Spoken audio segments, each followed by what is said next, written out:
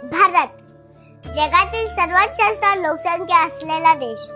भारत साजरा करतो आपला 77वा प्रजासत्ताक दिन. कसा?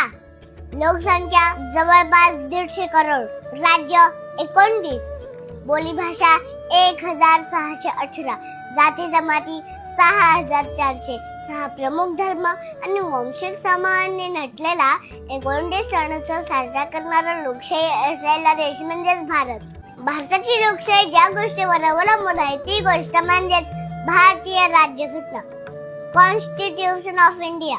दिवस होते 15 ऑगस्ट 1947 च्या अगोदरचे.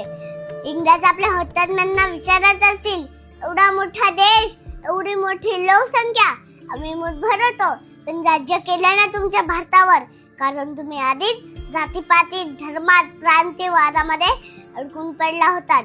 काय राजगुरू सुखदेव, काय आदरणीय भगतसिंग, बरोबर बोलते ना मी, बरोबर ना टिळक? स्वराज्य हा माझा जन्मसिद्ध अधिकार आहे आणि तो मी मिळवणारच. झाशीची राणी, मैं मेरी झांसी दे दूंगी. सुभाष चंद्र बोस, तुम मुझे खून दो, मैं तुम्हें आजादी दूंगा. चंद्रशेखर आजाद, दुश्मन की गोलियों का सामना हम करेंगे, आजाद है, आजाद रहेंगे. अशफाकुल्ला खान, खून से खेलेंगे होली, गणवतन मुश्किल में है. सरोजिनी नायडू, मंगल पांडे, बरोबर ना? आता मी चालले.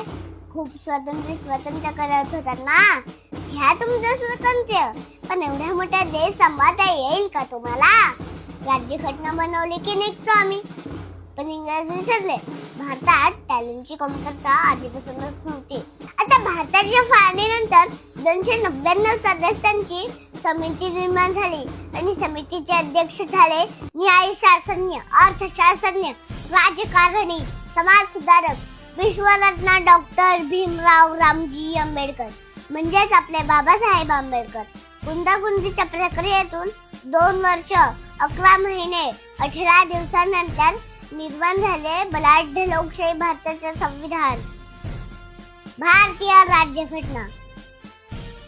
खूप परिश्रम लागले बरं का.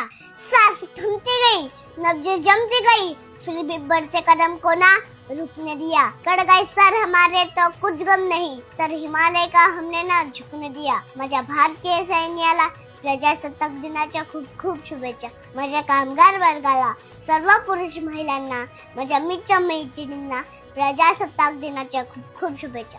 जय हिंद, जय महाराष्ट्र, जय संविधान.